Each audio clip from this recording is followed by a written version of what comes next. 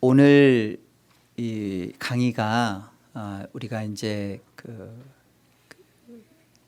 신앙을 하면서 이렇게 교리를 들을 때 반드시 이렇게 듣게 되는 단어들이 있어요.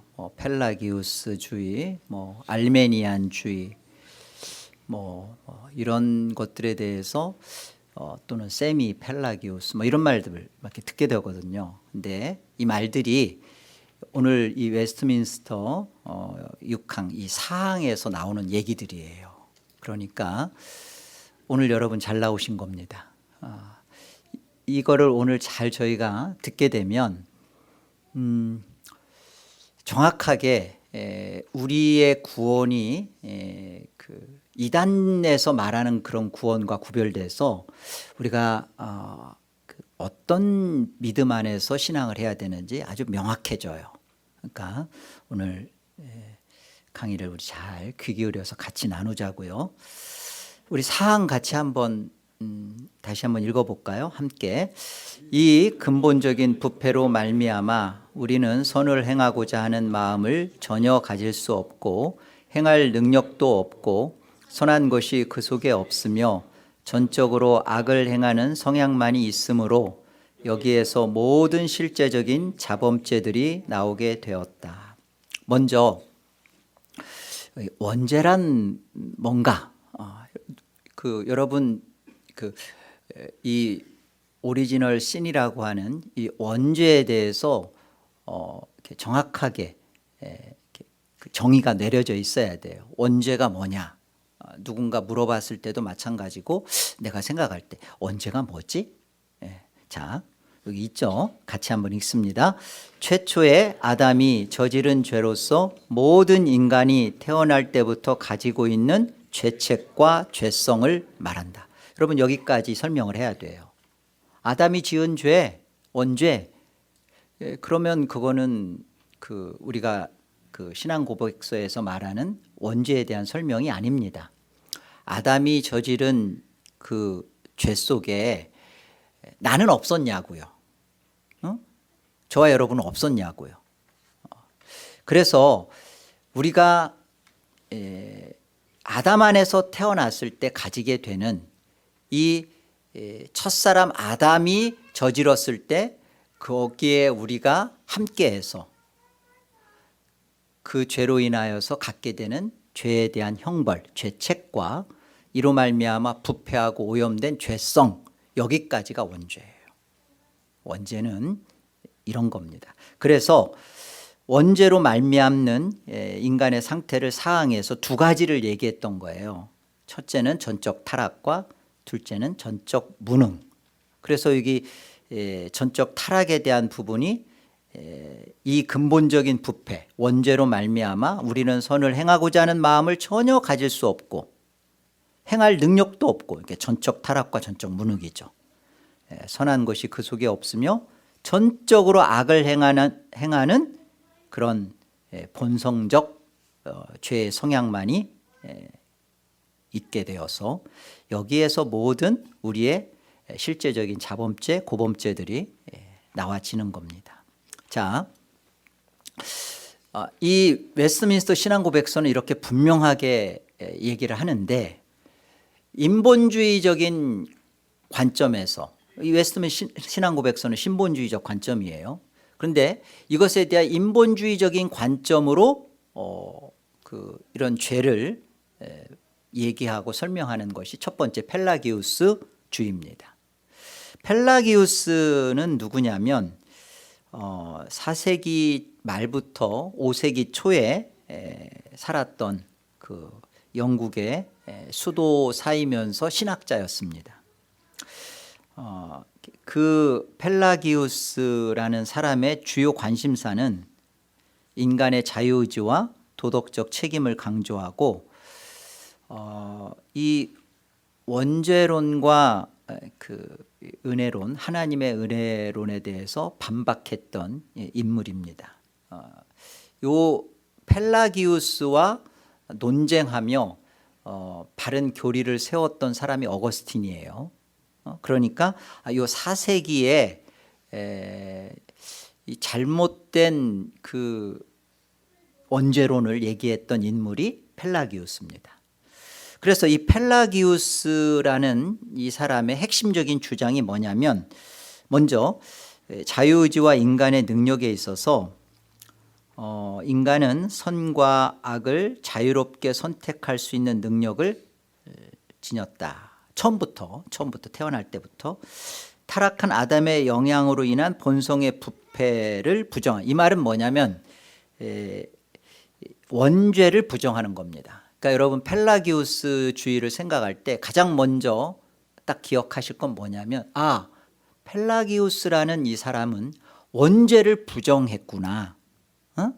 원죄, 그러니까 아담의 죄로 말미암아 태어나는 우리 안에 죄책과 죄성을 가지고 우리는 나온다.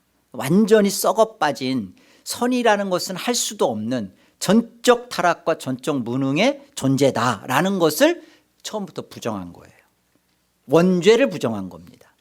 그러니까 원죄를 부정하고 나니까 보세요. 여기 아담의 죄가 후손에게 유전되지도 않고, 인간은 태어날 때 이게 중립적 상태라는 것이 무죄라는 겁니다. 그러니까 죄인이기 때문에 죄를 질 수밖에 없는 것이 아니라는 거예요. 그 원죄 가운데 나오지 않으니까 그냥 무죄 상태, 중립 상태를 말하는 겁니다. 그리고 죄는 죄를 짓게 되는 이런 모든 죄는 자범죄, 개인의 의식적 선택의 결과일 뿐이다. 자신이 선택하여 짓는 거다. 그래서 구원과 은혜에 대해서, 구원은 인간의 노력과 선한 행위로 달성할 수 있다, 가능하다라고 말한 겁니다. 하나님의 은혜는 인간의 의지를 이렇게 보조하는 역할이고, 이렇게 필수적이지 않다. 하나님의 은혜가 이렇게 먼저 꼭 있어야 되는, 필수적이지 않다라고 얘기했고요. 여기에 있어서 예수 그리스도의 역할은, 예수는 하나의 도덕적 모델입니다. 그리고 인간의 구원을 위한 대속은 필요하지 않은 거예요. 왜? 원죄가 부정되니까. 죄인이 아니니까요. 자기가 의식적으로 죄를 거부하면서 죄를 해결하고, 그러니까 예수는 하나의 그 도덕적으로 어떻게 살아야 되는지, 율법을 어떻게 지켜야 되는지라는 모델에 불과한 겁니다. 한 장 넘어가서요. 이 펠라기우스는 정통 교회와 갈등을 분명히 겪습니다. 이 아우구스티누스라고 하죠. 이 어거스틴이 반박을 해요. 어거스틴은 타고난 인간의 부패로 하나님의 은혜 없이는 구원이 불가능하다. 그러니까 원죄를 인정하고 원죄에서 인간을 본 거예요. 펠라기우스를 인간의 자기의존적 구원론이다라고 반박을 했습니다. 비판했습니다. 이 펠라기우스에 대해서 정통교회, 정통공의회에서 418년 칼타고 공의회와 431년 에베소 공의회에서 이 펠라기우스, 원죄를 부정하는 이 펠라기우스를 이단이라고 규정을 했어요. 그리고 교회는 이 원죄의 교리를, 원죄를 인정하고 은혜의 필요성을 분명하게 다시 한번 재확인했습니다. 자, 시간이 좀 흘러요. 이제는 펠라기우스는 공공연하게 기독교 교회사에서 이단입니다. 원죄를 부정하는 것은 이단이에요. 그런데 셈이 반펠라기우스라고 해요. 이게 다른 건 뭐냐면 딱 하나, 반, 뭐 하나는 걸친 거예요. 그러니까 원죄만 인정하고요. 펠라기우스가 말하는 자유의지로 죄를 거부할 수 있고, 그리고 스스로가 자신의 구원을 이룰 수 있다라고 하는 모든 것은 다 받아들인 겁니다. 그러니까 세미 펠라기우스는 뭐냐? 원죄만 인정하고 나머지는 다 그냥 펠라기우스예요. 그런데 이 세미 펠라기우스에 대한 이 모든 가르침을 그대로 카톨릭이 받았다는 거예요. 그리고 그것을 주장한다는 겁니다. 여러분, 우리가 그렇기 때문에 이게 카톨릭이 말하고 있는 것들이 이 원죄만 인정했다 뿐이지 이단인 펠라기우스구나 라는 것을 꼭 보셔야 되는 거예요. 자, 한번 우리 봅시다. 이 카톨릭의 주장이 이런 거예요. 그래서 보세요. 원죄로 말미암는 인간의 타락은 인정한다. 원죄 인정하는 거예요. 죄책과 죄성. 그리고 타락으로 인간은 하나님의 은혜를 받을 수 없다. 여기까지 인정하는 겁니다. 그러나 두 번째, 카톨릭에서 이때부터 잘 보세요. 영세를 받을 때 원죄뿐만 아니라 과거의 모든 죄가 용서받았다고 가르칩니다. 그리고 이 시점으로, 그러니까 영세를 받은 이 시점으로 인간은 의로운 삶을 살 수 있는 자가 되었다라는 겁니다. 이것을 주입된 의라 그래요. 이게 카톨릭이 말하는 의입니다. 전가된 의가 아니라 주입된 의. 언제 주입됐다는 거예요? 영세 받을 때, 영세가 이루어질 때. 우리 기독교에서는 그걸 세례라고 하죠. 그러니까 영세가 받으면, 영세가 있는 그 시점부터 뭐가 어떻게 된다는 거예요? 원죄뿐만 아니라 원죄를 인정하고 있는 건데 지금 그 원죄도 사함받고 또 과거의 모든 죄가 용서받는다. 그래서 이제 죄가 싸그리 없다. 그래서 이제 어떻게 한다는 거예요?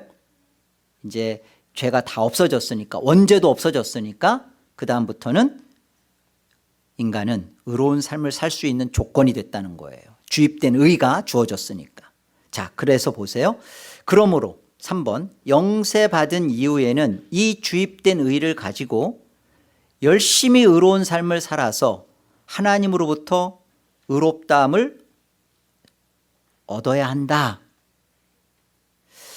여러분, 이게 그러니까 계속 인간이 주입된 의로 말미암아 이제 인간 안에서 의로워지는 이 모든 것이 여기에서 자꾸만 선행이라든지 노력이라든지 뭐 이런 것들이 행위로 나타나기 시작하는 거예요. 이거 공로주의죠. 공로라는 거. 그래서 가톨릭 신자들 안에 깔려져 있는 게 그런 거예요. 매번 미사에 참여하고 어디 가서 선행하고 하는 것들이 그 가르침의 그라운드 근거 안에 이런 게 있는 거예요. 그러니까 주입된 의를 받은 자로서 이제 본인이 열심히 인간의 노력으로 해서 스스로가 거룩해지고 온전해지고 의롭다함을 이루어져가는 그런 존재로 살아야 된다. 왜? 원죄가 영세 때 없어졌으니까. 그리고 과거의 모든 죄가 다 깨끗하게 졌으니까 이제는 네 책임이야. 그리고 의롭다함을 받는 모든 것은 너의 노력에 달렸어. 그렇게 얘기하는 거예요. 그래서 4번, 이제 인간이 저지른 죄는 우리 인간이 책임을 져야 한다고 가르칩니다. 이런 사실을 성당 다니는 사람들이 우리 이런 거 몰라. 그 사람은 교리를 안 배우고 있는 거예요. 날라리 신자인 거예요. 제대로 카톨릭 안에서 말하고 있는 사실들을 따라가면 자기들이 책임을 져야 되는 겁니다. 그래서 뭣도 모르면서 고해성사하고 뭐 연옥교리를 받아들이고, 근데 사실 이런 근거 안에서 그 인간이 책임을 져야 되는데 원죄도 해결됐고 과거의 모든 죄가 해결됐는데, 그런데 그게 불가능하잖아요. 죄를 안 짓는다는 게. 그러면 그 지은 죄에 대해서는 어떻게 해야 되느냐? 고해성사는. 이런 문제가 가톨릭 안에서 있기 때문에 예수 그리스도 한 분으로 말미암아 과거, 현재, 미래의 죄가 다 사해졌다라는 사실이 이들 안에 있질 않은 거예요. 그래서 이단인 겁니다.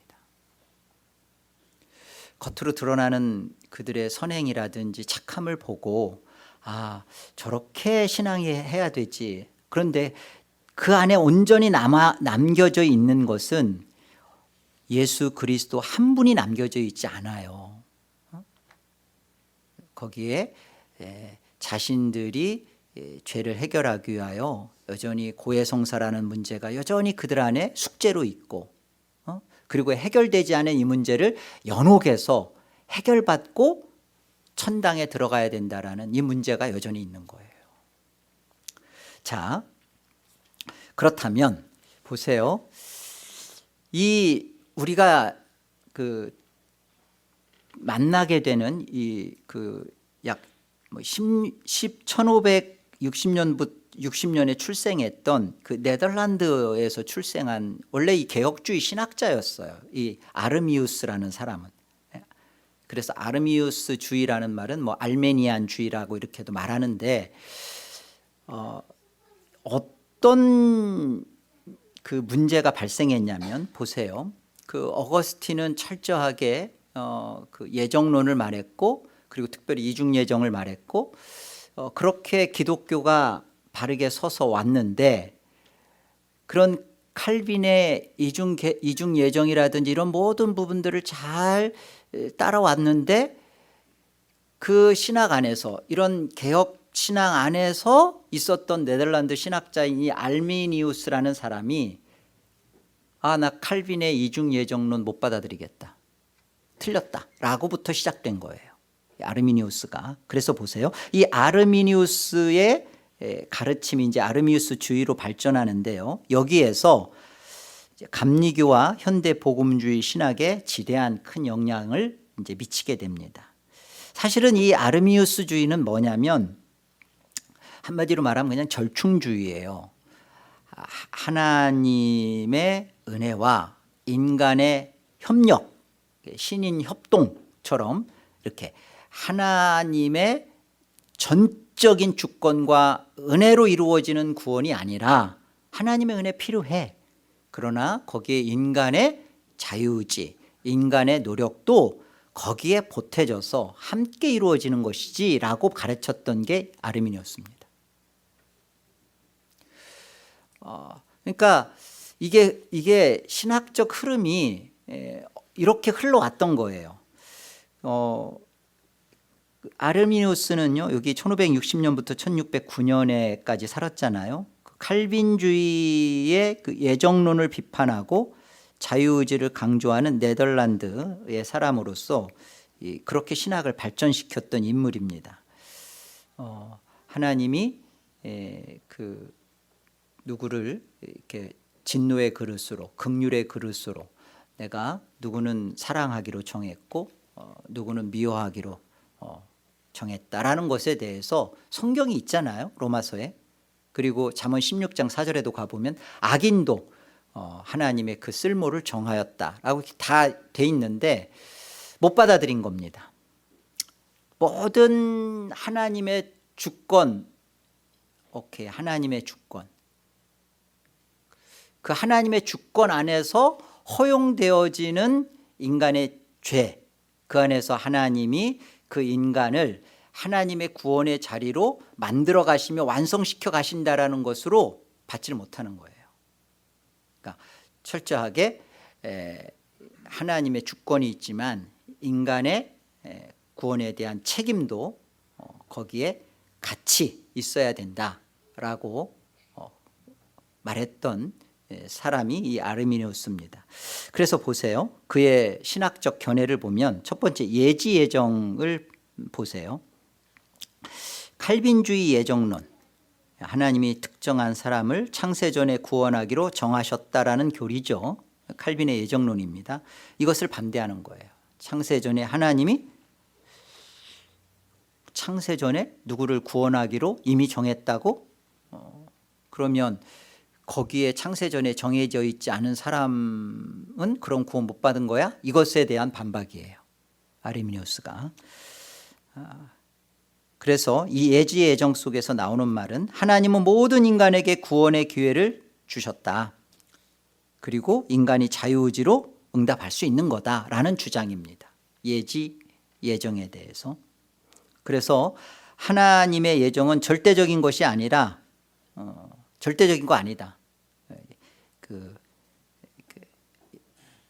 하나님 미리 아신 믿음이지만 그 믿음을 근거로 구원 받을 자가 있고 구원 못 받을 자가 있다라는 가르침이에요. 그 자유의지와 은혜도요. 보세요. 인간은 완전히 타락하지 않았으며 하나님의 은혜에 응답할 자유의지를 가지고 있다라는 주장이고요. 칼빈주의와 웨스트민스터 신앙고백서에서 말하는 전적 타락을 부정합니다. 당연히 전적 무능도 부정이죠. 하나님의 은혜가 모든 사람에게 제공되며 이 은혜를 받아들일 수도 있고 거부할 수도 있다라는 게 아르미니우스주의입니다. 여기에서 나와지는 게 감리교와 존 웨슬리의 신학이에요. 우리 한번 또 볼까요? 존 웨슬리는 1703년부터 1791년까지 살았던 인물인데 이 아르미니우스주의를 발전시켜서 웨슬리안 신학을 형성한 사람입니다. 아르미니우스주의를 기반으로 해서요, 성결과 성화를 강조했어요. 근데 이 성화를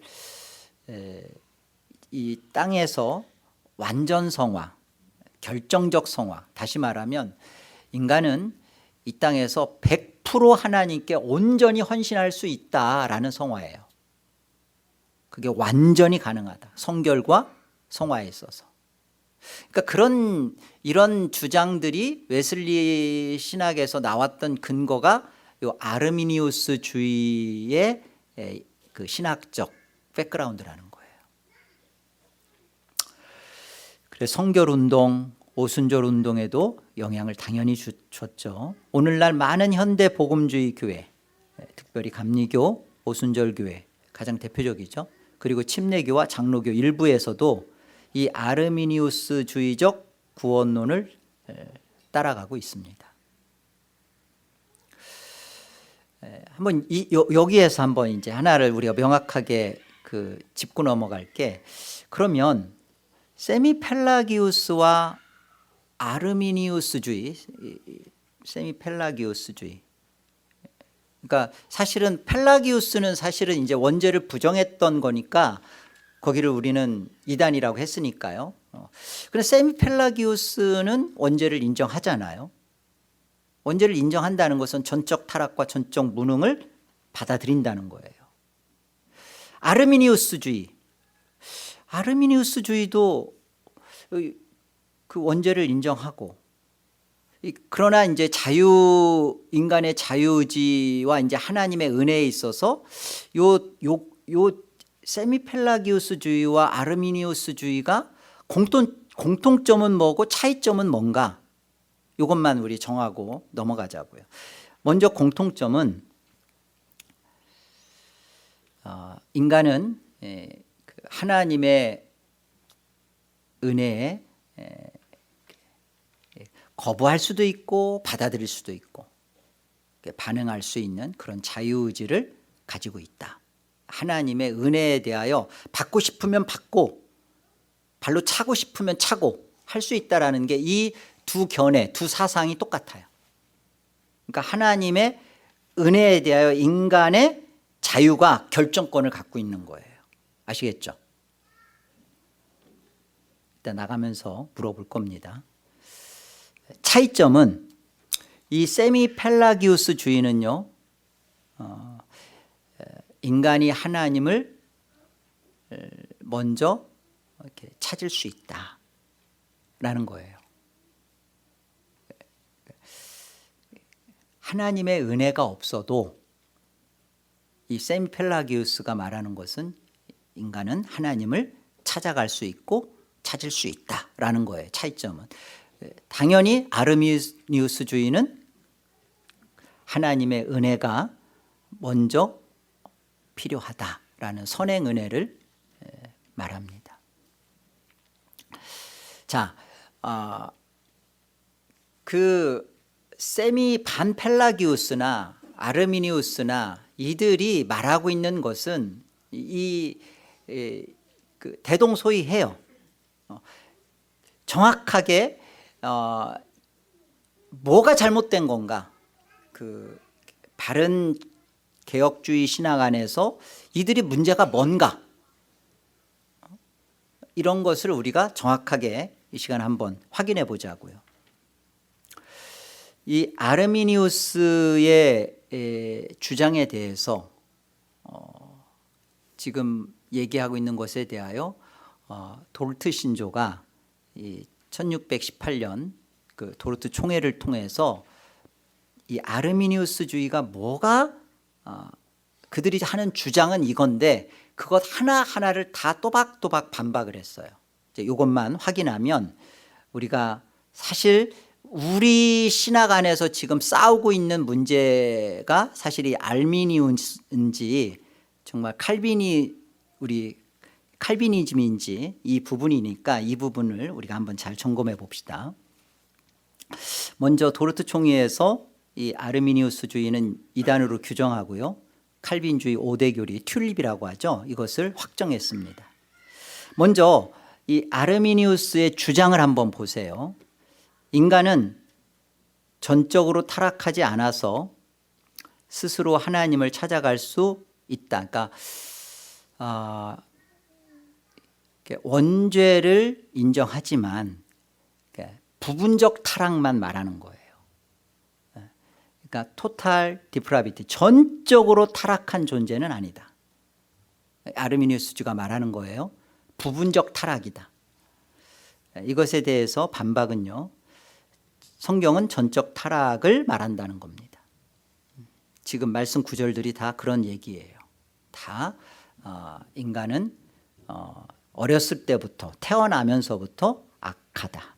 하나님을 마음에 두지 않는다라는 겁니다. 선을 행할 수도 없다라는 말씀들을 하죠. 또 하나의 주장은 하나님은 예수 믿을 자들을 미리 아시고 거기에 근거하여 선택해 주셨다라는 게 이제 예정을 말하는데요. 예수 믿을 자들을, 그러니까 믿을 자들을 아시고 믿을 자, 누가 믿을지 안 믿을지 하나님은 전지전능하시니까 그들을 믿을 자를 아시고 선택한 거다. 그러니까 선택의 근거는 뭐예요? 그 사람의 믿음이죠. 그러니까 그 사람의 믿음을 하나님은 아시니까 그 믿음을 조건이고 근거가 돼서 그를 선택했다라는 겁니다. 하나님의 선택이 그러해요? 네. 하나님의 선택은 그러하지 않습니다. 여기 쭉 말씀 구절들 보면요, 나는 여러 민족 중에 너만을 알았다. 나는 너만 본다. 여기 에레미야서 1장 5절 우리 같이 한번 읽어볼까요? 내가 너를 모태에서 짓기 전에 너를 알았고 네가 배에서 나오기 전에 너를 성별하였다. 그러니까 어떠한 인간에게서 우리 뭐 에서와 야곱 태중에 있을 때도 마찬가지죠. 무엇을 해서 행위와 어떤 이유가 있어서 내가 야곱은 택하고 에서는 버리고 그런 게 아니죠. 뭐가 있어서가 아니죠. 철저히 하나님이 믿음을 보셨고 믿음을 아셨기 때문에 그 믿음 때문에, 그러니까 이 아르미니우스주의 안에서 있게 되는 그런 그 안에서 교리 속에서 신앙생활을 하는 사람들은 자신의 구원의 근거가 늘 믿음인 거예요. 나는 내 믿음으로 사실은 하나님 앞에 구원받고 그런 거죠. 여러분, 믿음은 하나님의 은혜고 선물이에요. 하나님이 믿음이라는 것이 원인이 되고 근거가 되고 조건이 돼서 구원을 받은 게 아니라 하나님이 일방적으로 선택하시고요. 그리고 그 선택한 자들에게 하나님께서 믿음을 선물로 주셔서 그 믿음이 하나님과 우리와 이렇게 그 통로, 수단, 방법, 구원의 방법을 이루는 겁니다. 믿음 없이는 구원 못 받죠. 근데 그 믿음이 조건이 아니라고요. 하나님이 선택하시고 믿음이라는 방법을 통해서 선물로 주신 그 방법을 통해서 하나님이 누구시고 예수님이 누구시고 성령님이 어떤 분이신지를 알게 하시고 내 죄를 예수 그리스도가 십자가에서 이렇게 해결하셨구나라는 사실을 받아들이고 이런 것들 없이 구원은 없어요. 그런데 마치 믿음이라는 것이 마치 그게 구원의 근거인 것 마냥 난 예수 믿어. 예수님이 나를 위해서 죽었어. 난 이것이 나를 구원시켰어. 그게 아니죠. 예수 그리스도라는 이 모든 것들에 대하여 이해하고 깨닫고 받아들이고 하는 사실을 하나님은 믿음을 통해서 우리에게 이미 주신 거예요. 그래서 우리가 말씀을 들으면서 말씀 속에서 믿음의 내용이 명확해지고 견고해지는 겁니다. 그래서 여러분이 말씀을 들어서 예수 그리스도에 대한 정확한 지식들을 받아가셔야 되는 거예요. 그 안에서 믿음의 내용이 하나님이 우리에게 주신 그 믿음과 정확하게 일치해 가야 된다고요. 그런 것을 놓치면 안 돼요. 세 번째 아르미니우스의 주장은 예수님의 죽음은 온 세상 사람들을 위한 것이었으니 주님은 구원의 길을 열어놓고 가셨다. 그래서 믿고 싶은 사람들은 스스로의 힘으로 믿을 것이며 믿고 싶지 않으면 그만이다. 예수님이 구원의 길을 열어놓으신 구원의 길이 아니라 그냥 예수님이 구원 그 자체예요. 그런데 구원의 길을 열어놓으셨으니까 누구든지 그 구원의 길을 따라서 가고 싶으면 가고 구원을 원하면 그 길 따라 가고 원치 않으면 안 가도 된다. 여러분 구원에 대한 결정을 내가 내 믿음 가지고 나는 구원 받기로 결정하고 내 믿음 가지고 난 구원 안 받기로 결정 그렇지 않다는 거죠. 그걸 말씀하고 있는 겁니다. 인간의 반박은 보세요. 인간의 무능력에 대한 하나님의 말씀 한번 보세요. 같이 한번 읽어봅시다. 깨닫는 자도 없고 하나님을 찾는 자도 없고 다 치우쳐 함께 무익하게 되고 선을 행하는 자도 없다. 없습니다. 그런데 그 인간이 하나님을 찾아간다고요? 믿음이라는 것을 인간이 그걸 가지고 인간에게서 나와지는 게 아닙니다. 이 믿음은 전적인 하나님의 선물이라고 말씀하시고요. 그래서 구원의 길을 활짝 열어놨으니까 내가 그 구원의 길을 따라서 이렇게 찾아가는 게 아니라 구원 자체이신 예수 그리스도 안에 우리를 부르시고 넣으시고 그러기 위하여 하나님이 선물인 믿음 주신 거예요. 믿음 없으면 그 믿음이 구원의 길을 따라가는 믿음이 아니라 그 믿음 자체가 예수 그리스도를 정말로 받아들이는 거예요. 내가 할 수 없으니까. 그러니까 우리가 지금 계속 부딪히는 문제가 뭐냐면 전적 타락을 그대로 받아들이느냐. 한쪽 펠라기우스는 아예 그냥 원죄 자체를 부정했고 원죄를 인정하는 세미펠라기우스나 카톨릭이나 이 아르미니우스주의는 원죄를 인정하지만 전적으로 타락한 건 아니고 부분적으로 타락했다. 그러니까 인간은 스스로 구원의 길을 예수가 열어놨으니까 자기의 의지로 그 길을 찾아서 갈 수 있다라고 지금 말을 하는 거예요. 이것이 신앙 안에서 어떻게 형태화되는지는 우리가 고민해 보시고 발견하셔야 돼요. 또 하나를 보시면 이렇게 또 주장하죠. 하나님의 특별한 효과적인 부르심으로 은혜를 주셔도 인간은 구원을 거절할 수 있다. 절대 불가능합니다. 말씀이 그런 것들을 말씀하고요. 요한복음 6장 44절 함께요. 나를 보내신 아버지께서 이끌지 아니하면 아무도 내게로 올 수 없다. 하나님이 효력 있는 부르심, 유효한 부르심을 했는데 인간이 그것을 거부할 수 있고 거절할 수 있다고요? 그러니까 전적으로 타락하고 무능한 자에게 하나님이 은혜를 베푸셔서 그를 하나님이 불러내실 때, 주신 믿음을 통하여 불러내실 때 전적 타락하고 무능한 자 속에서 발생하는 일이 뭐냐? 하나님의 은혜에 온전히 응답되어지고 온전히 반응되어지고 불가항력적인 은혜죠. 거부할 수 없는 은혜. 그러니까 정말 하나님의 절대적인 주권과 절대적인 은혜 안에서 벌어지는 게 뭐냐면 하나님이 주신 그 믿음으로 내 안에 거부할 수 없는 하나님의 말씀에 대한 뛰노는 기쁨과 감사와 그러합니다 하나님, 맞습니다 주님, 이거 아니면 저는 아니었어요 라고 이게 터져 나온다고요. 거부할 수 없다고요. 다른 길이 없다고요.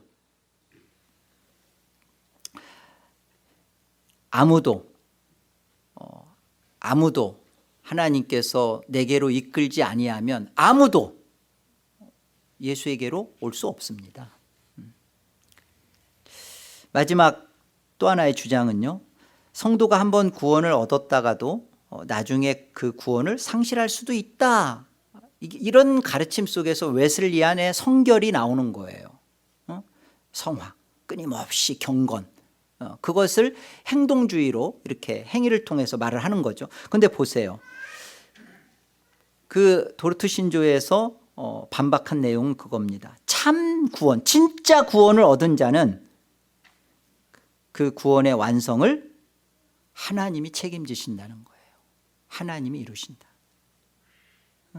요한복음 10장 28절 뭐라고 되어 있어요? 또 그들을 내 손에서 빼앗을 자가 없다라고 하십니다. 그러니까 구원을 상실할 수도 있다라는 그 출발 자체는 그 구원이 아니었던 거죠.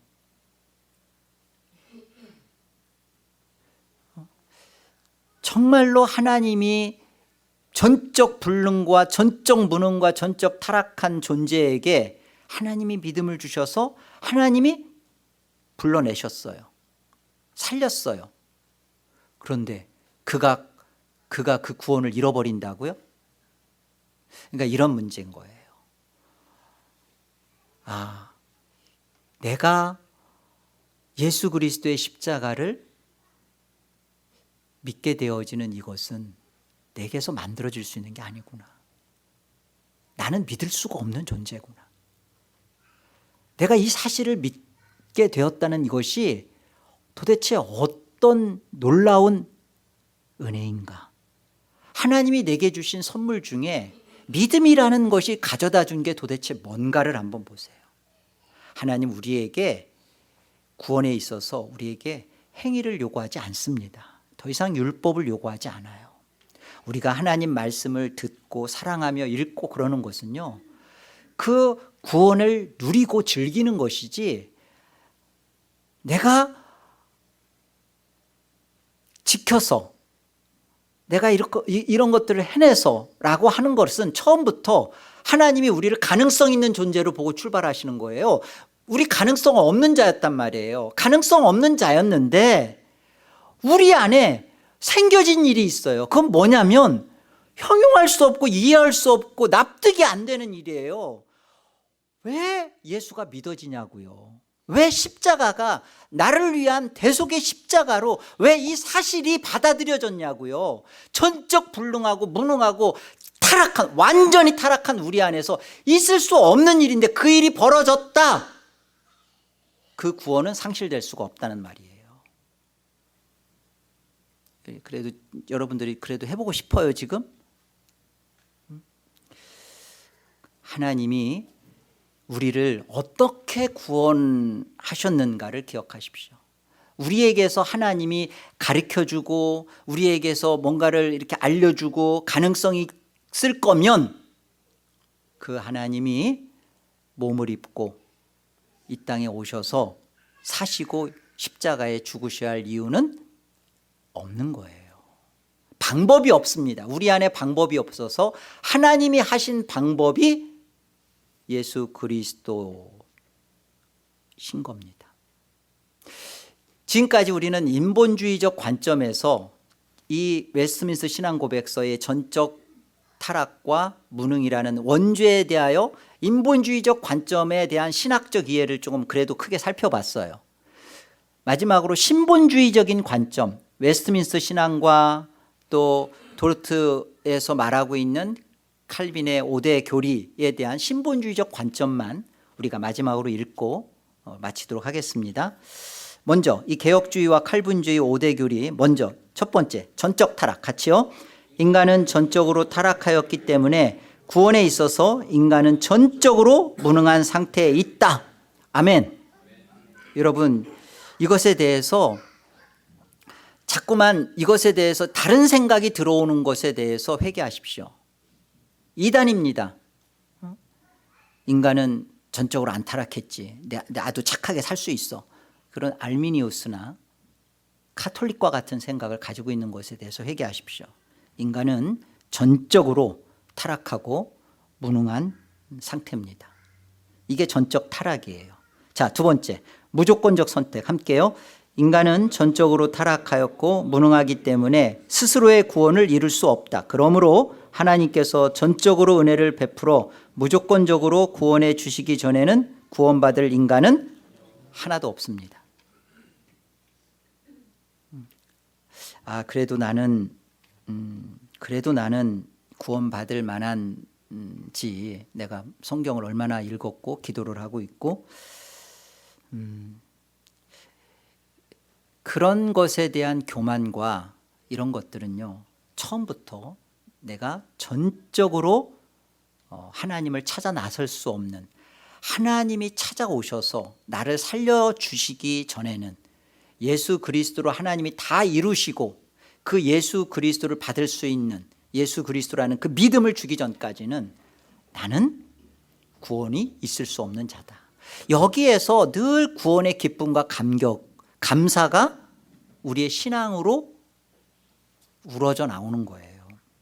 세 번째, 제한적 구원 함께요. 구원은 창세전에 택하신 자들 외에는 구원받을 수 있는 인간은 없다. 그러므로 구원받은 사람들은 영원전에 택하신 자들 뿐이다. 그 숫자는 더할 수도 없고 덜할 수도 없다. 제한적이다. 한정적이다. 이런 말 되게 싫어해요. 아니, 이미 그러면 구원받을 사람의 숫자는 이미 정해져 있는 거야? 예, 정해져 있습니다. 역사 안에서, 시간 안에서 그냥 어떤 일을 하면 구원받고 어떤 일을 안 하면 구원이 취소되고가 없어요. 이미 정해졌어요. 천사의 수도 정해졌고 하나님의 구원의 자녀의 수도 확정적입니다. 예수 그리스도의 십자가의 보혈의 피는 온 인류를 다 구원하고도 남아요. 그러나 그 예수 그리스도의 피의 효력은 하나님이 정해놓은 자기 백성들, 그래서 예수라는 뜻이 그거잖아요. 뭐예요? 예수, 자기 백성을 저들의 죄에서 구원할 자라는 거죠. 자기 백성이에요. 자기 백성. 모든 백성, 온 인류 백성이 아니라 온 인류에 오고 오는 자들의 모든 백성 할 때는 자기 백성이에요. 그래서 우리가 예수 그리스도를 믿게 되었다는 것, 하나님이 예수 그리스도를 통하여 나를 조건 없이 사랑하시고 나를 결정하시고 건지셨다는 거. 이것 하나가 여러분의 인생의 고난들을 견뎌내게 하고 지금의 문제에 대하여 감당하며 더 주님을 사랑하는 자리로 못 가게 하고 있다면 우리는 도대체 이 은혜가 뭔지를 깊이 생각 안 한 거예요. 하나님이 그래도 돈도 주셔야 되고 자녀도 해결해야 되고 건강도 주셔야죠. 여러분 그거 다 주실 테니까 이 하나님의 제한적 구원 받지 않으실래요? 그러니까 우리 안에 예수 그리스도가 이 땅에 오신 이유는 하늘이신 그분이 땅에 오셔서 하늘의 내용을 소개해 주시고 땅의 것들을 통하여 다 하늘의 것을 알려주셨어요. 그리고 그가 십자가에서 죽으시고 하늘로 가셔서 다시 오실 때 우리를 그 하늘로 올려서 영원한 신부로 우리와 같이 있고자 하신 거잖아요. 그런데 우리는 계속 요구하고 생각하는 것이 땅의 것이라고요. 어떻게 하면 이 문제 해결되고 어떻게 하면. 이미 우리의 존재와 우리의 영원한 운명은 정해져 있습니다. 예수를 믿어지고 예수 그리스도 십자가를 받은 우리의 운명은 확정적이에요. 그렇다면 여러분의 지금의 현실을 어떻게 들여다볼 것이며 어떻게 살아가실래요? 여러분 하나님이 내게 주신 그 절대적인 주권과 은혜 안에서 내 삶을 해석해 가는 것이 이렇게 바른 신앙적 교리 가운데 사는 겁니다. 말로만 머리로만 나는 칼빈주의야, 나는 아르미니우스주의 아니야, 그렇다고 구원이 주어지는 건 아니잖아요. 그런 구원의 은혜, 말씀의 은혜, 진리의 은혜, 나는 저 웨슬리안처럼 저 자유의지 강조하고 인간의 막 선해, 그거 아니야. 나는 예정 믿어. 그 믿음이 오늘 여러분을 기뻐 뛰게 하고 흥분하게 하고 도저히 있을 수 없는 것을 받은 그 은혜 때문에, 감출 수 없는 은혜 때문에 하나님 앞에, 하나님 왜 나예요? 하나님 이런 나를 하나님은 왜 버리지 않고 계셔요? 라고 기도하고 계시냐고요. 여러분 하나님의 말씀 앞에 읽고 싶은 마음들은 읽으라 해서가 아니라 그 하나님을 사랑하기 알고퍼서 그런 마음이죠. 네 번째, 불가항력적 은혜 함께요. 하나님의 영원한 작정 속에서 택하심을 받은 자들은 하나님이 은혜를 베풀어 그들을 구원하시고자 할 때 이 은혜를 거절할 수가 없다. 이것을 효과적 부르심이라 부른다. 마지막 성도의 견해는 함께요. 이렇게 구원한 백성을 하나님이 끝까지 지키시어 구원을 이루시고야 마신다. 반말하면 안 되죠. 하나님께 구원을 이루시고야 마십니다. 하나님께서 시작한 구원, 빌립보서 1장 6절 그잖아요. 너희 안에 착하신 일을 시작하신 이가 그리스도 예수의 날까지 뭐라고 되어 있어요? 이루신다고 되어 있죠. 그래서 우리는 당당하고 우리의 죄에 대해서, 우리의 죄성 원죄 안에서 우린 전적 타락하고 부패와 오염 속에 있다는 것을 인정하기 때문에 넘어졌을 때 우리의 태도는 어때요? 내가 구원을 못 받을 짠가? 내가 지옥 가나? 그게 아니라 여전히 남겨져 있는 이 죄성, 이 부패와 오염 때문에 하나님이 예수를 십자가에 못 박았구나. 그리고 이런 죄 가운데 사는 나를 너무나 안타까이 보고 계시겠구나. 어떻게 할래요? 하나님, 제가 받은 이 은혜로 다시 일어설게요. 그리고 죄성과 싸우겠습니다. 그 죄성이 다 없어져야 구원이 된 게 아니에요. 웨슬리안처럼. 그게 아니라 구원받은 자로 하나님의 구원의 은혜 안을 살아가는 겁니다. 저와 여러분이 믿는 그 신앙의 이해가 분명해지시고 하나님 앞에서 구원의 자녀로 구원의 즐거움을 맛보고 누려가는 분명한 성도들로 신앙하시기를 권합니다. 우리 시간 기도할 때 같이 잠깐 기도했으면 좋겠습니다. 오늘 말씀의 내용을 좀 생각하시고요. 왜 이런 생각하지 마세요. 아, 저 카톨릭에는 그런 구원받을 사람이 하나도 없겠네. 저 이단이니까, 저 웨슬리안 저쪽에는, 저 감리교 침례교 쪽에는, 또 일부 장로교회는 이런 가르침이 아니니까 다 그들은 지옥 가겠네.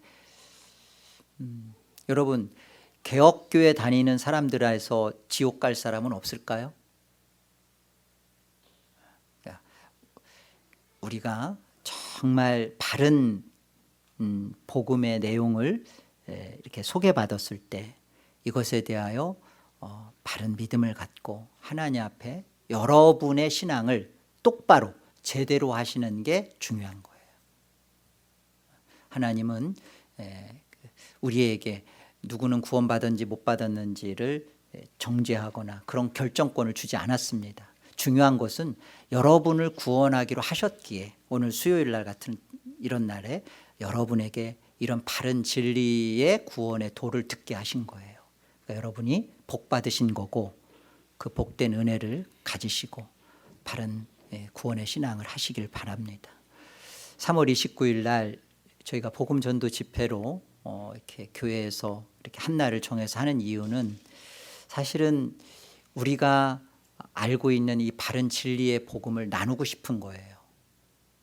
그래서 정말 잘못된 신앙과 이해를 가지고 신앙생활하고 있는 이들한테 깨어날 수 있는, 다시 복음으로, 그리고 그들이 잠에서 깨어날 수 있는 그런 시간을 갖도록 교회가 준비하고 있는 겁니다.